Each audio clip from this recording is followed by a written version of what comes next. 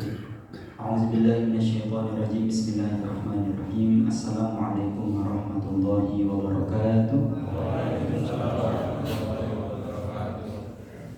Innal hamdalillah nahmaduhu wa nasta'inuhu wa nastaghfiruh wa na'udzu billahi min shururi anfusina wa min sayyiati a'malina. May yahdihillahu fala mudilla lahu wa may yudlilhu fala hadiya lahu.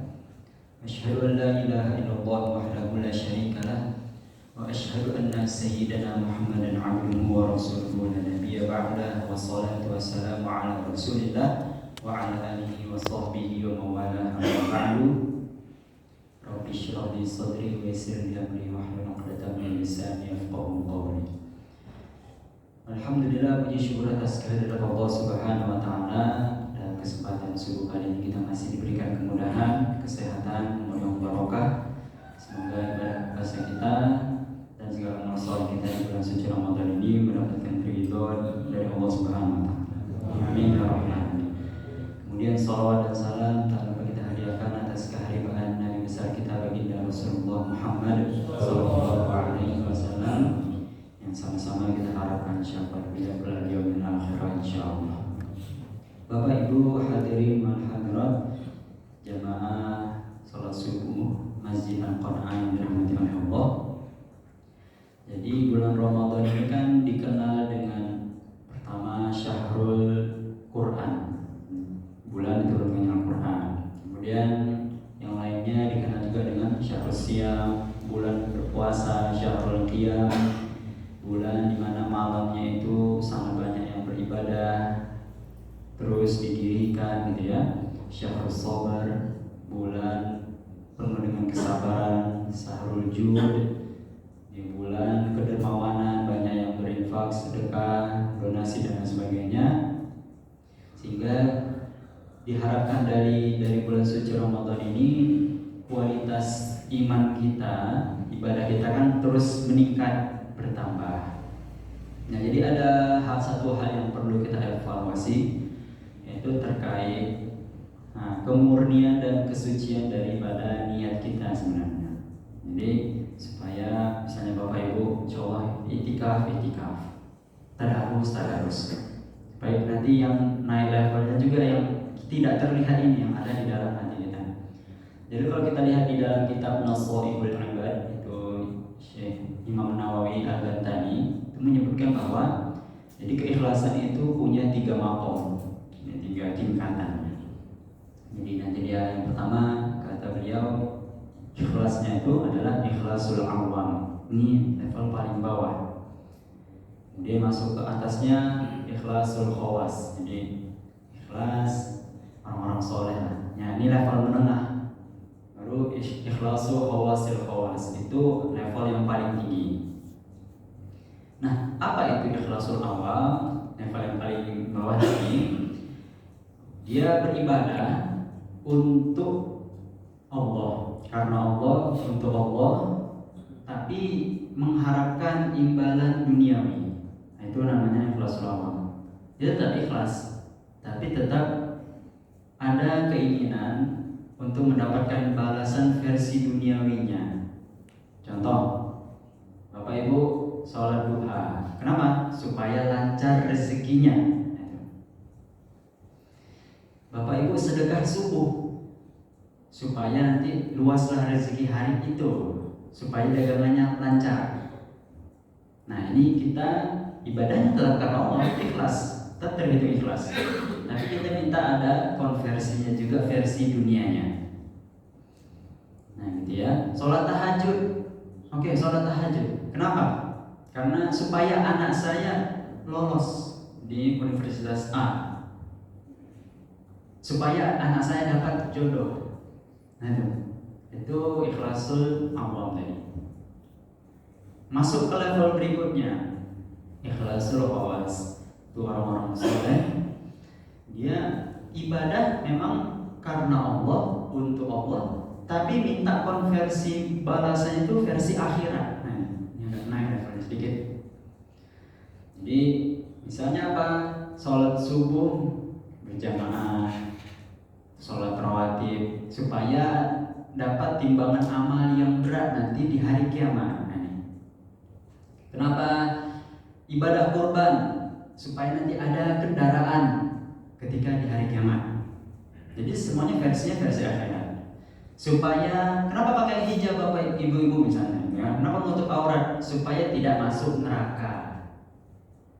Nah, Bapak-bapak kenapa misalnya rajin misalnya baca Quran? Supaya nanti ada penyelamat di hari kiamat. Jadi segala bentuk yang kita minta konversi itu versi ukhrawinya, tapi ini nggak ada lagi dunianya nih. Nah itu masuk ke level yang menengah ini. Kemudian level yang paling tinggi ikhlasul khawasil khawas, itu ini sebenarnya tingkat yang paling tinggi ya. Dan ini biasanya para nabi, orang-orang yang memang betul-betul sangat terpilih gitu ya. Jadi mengerjakan ibadah itu karena Allah, untuk Allah, tapi nggak ada lagi keinginan konversinya itu diganti dunia atau akhiratnya, tapi murni karena mengharap ridho Allah saja. Nah, jadi nggak ada keinginan sholat tahajudnya untuk masuk surga, nggak ada lagi.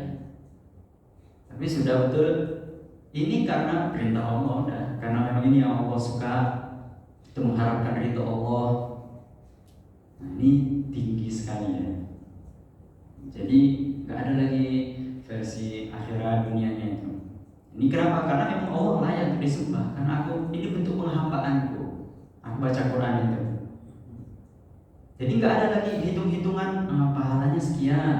Kemudian kalau dikali-kalikan, misalkan, jadi misalnya baca Quran itu nggak ada lagi karena dalam hadis kan 1 huruf dikali 10 kebaikan, gitu ya, misalnya. Nah kalau masih ada hitung-hitungan itu, nah itu masih jadi yang versi di tengah. Nah supaya pahalanya banyak, baca khatam Quran. Jadi khatam Qurannya itu nggak ada lagi supaya misalnya pahalanya banyak nih. Qiyamul Lail, iktikafnya itu nggak ada lagi versi kalau misalnya cari malam Lailatul Qadar gitu kan. Nah, jadi murni sudah ini karena bentuk rasa syukur kepada Allah. Ini bentuk penghambaan kepada Allah. Seperti itu. Tapi kita jadi mulainya bertahap gitu. Jadi semuanya tetap ikhlas. Seandainya Bapak Ibu tadi misalnya ada yang sedekah subuh atau melakukan amal-amal soleh dan pengen rezekinya lancar, kemudian rumah tangga harmonis, itu juga tetap ikhlas tadi. Yang nggak boleh itu kan riaknya. Riak itu berarti kita nggak ada dari 3 tadi. Kita mengharapkan pujian daripada manusia. Nah, jadi ini yang perlu kita nanti perbaiki juga. Ini kalau kata Syekh Zunnun Al-Misri, di antara syarat ikhlas itu pertama istiwaul madahi wa dzam. Jadi sama posisi kita Bapak Ibu itu ketika dapat pujian dan dapat cacian. Dapat pujian dan dapat cacian itu sama aja. Jadi kalau misalnya ada di antara kita dipuji, rajin sekali, dermawan sekali, misalnya seperti itu, agak naik, nah berarti ini keikhlasannya tercoreng sedikit. Bukan berarti tidak diterima mutlak gitu ya. Tapi ada rasa bangganya itu. Pulang haji, ketika dipanggil Pak Haji misalnya gitu kan, ada rasa bangganya sedikit. Nah ini ada sedikit keikhlasan tergores sedikit. Tapi itu nggak ada yang tahu kecuali dirinya dan Allah saja. Nah banyak orang yang lulus untuk tidak mendapatkan pujian, tapi nggak banyak yang bertahan kalau dapat cacian. Nah ini dia. Makanya para ulama itu syaratnya itu bukan hanya nggak mau dipuji. Misalnya ibu sedekah takjil gitu kan, atau misalnya di tengah jalan sedekah, iya saya ikhlas kok. Nggak dipuji nggak apa-apa. Tapi kalau dicaci, sakit hati. Ini juga sama sebenarnya. Dan kita banyak seperti itu. Oh nggak usah dipuji nggak apa-apa, ikhlas saya ikhlas kok. Jadi bukan saya ikhlas kok, saya ikhlas kok. Kalau misalnya bapak ibu semuanya ya rajin ke masjid, atau tadi sedekah, kemudian ada yang bilang itu Beni sepertinya nanti bentar lagi mau dipanggil malaikat Israel, bilang seperti itu. Baru akhirnya tersinggung. Nah berarti ini juga keikhlasannya ada yang bergeser sedikit, karena kita berharap agar manusia ini suka atau minimal tidak benci. Nah, gitu. Jadi kita bisa evaluasi diri. Jadi mau versinya tadi yang ikhlasul awam tadi sama aja, mau dipuji, dicaci, ya biasa aja. Nah, seperti itu. Kemudian syarat yang kedua nisyan ru'yatil a'mal, yaitu orang-orang yang betul-betul ikhlas itu bisa sampai lupa dengan amal solehnya itu sendiri. Artinya apa? Artinya tidak mungkin. Nah, jadi sebenarnya dari 3 level yang tadi itu, yang paling aman memang di tengah dan atas ya. Tapi kalau kita masih di level 3, oke lah, nanti kita bisa mencoba sesekali Bapak Ibu. Nah, kalau kita lihat kan pernah ada hadis Nabi sampai kapalan kakinya itu terus sujud sholat kemudian Sayyidah Aisyah bertanya, kenapa engkau lakukan ya Rasulullah? Engkau sudah dijamin masuk surga. Karena dijawabnya bukan karena apa ya, pengen surga atau neraka, tapi beliau afala aku ma'abdan syakur, apa aku nggak boleh jadi hamba yang bersyukur. Jadi nggak ada lagi orientasi versi duniawi versi ukhrawi. Jadi nanti Bapak Ibu misalnya ketika boleh sesekali dicoba dilatih. Jadi yang versi duniawinya kita geser, nggak usah. Karena kita nggak minta itu pun sebenarnya sudah pasti dapat soalnya, kan gitu ya. Karena memang sudah janji Allah, ibu-ibu, bapak ibu misalnya sedekah subuh, kan memang sudah ada hadisnya, ada malaikat yang mendoakan, Allahumma timun fiqan khalfan. Ya Allah, jadi malaikat yang langsung berdoa, ya Allah berikanlah siapapun yang bersedekah di waktu subuh itu gantinya. Udah itu, jadi tanpa kita niatkan pun sebenarnya sudah dapat. Tapi kalau kita niatkan pun nggak masalah gitu ya. Kan ini namanya juga bertahap kita belajarnya. Jadi harapannya seperti itu, supaya ada yang meningkat, bukan hanya sekedar yang bertambah itu kuantitas dari ibadah kita. Contohnya tahun lalu kita khatamnya sekali, baru tahun ini 2 kali misalnya. Itu kan kuantitasnya aja yang bertambah. Tapi bisa saja kualitasnya sama saja atau malah menurun. Kan gitu ya. Karena kalau misalnya di level yang ketiga itu, misalnya level yang paling bawah tadi ya, kita berharap versi duniawi, ini juga ada potensi kecewanya. Meskipun kecewanya bukan versi duniawi. Contoh, ibu sholat tahajud kan, atau bapak ya sholat tahajud. Kemudian untuk apa? Agar lulus di sini, lulus CPNS, lulus A gitu kan, bisnisnya sukses, lakulah jualannya. Pertanyaannya, seandainya pada hari itu tidak laku, nah itu gimana? Kecewa nggak? Banyak yang kecewa. Nah akhirnya apa? Ujung-ujungnya nanti kan diungkit juga. Meskipun kita mungkinnya kepada Allah, ya Allah kan aku sudah gini, kan aku sudah kita ungkit. Jadi meskipun tidak ikhlas, tapi dia punya potensi karena tadi kan di bawah ya ada versi duniawinya. Jadi ketika yang kita harapkan versi dunia itu tidak dapat, nah kita masalahnya kecewa atau enggak sama Allah? Apakah kita akhirnya mungkin amal soleh kita itu, ya Allah aku kan sudah ini, tapi kenapa kok dapat cobaan begini? Nah seperti itu. Tapi tetap saja ini untuk evaluasi diri kita masing-masing. Semoga keikhlasan kita terus bertambah sehingga nanti ketika kita beribadah apapun yang kita kerjakan di bulan suci Ramadan ini, la'allakum tattaqunnya itu ada progresnya gitu.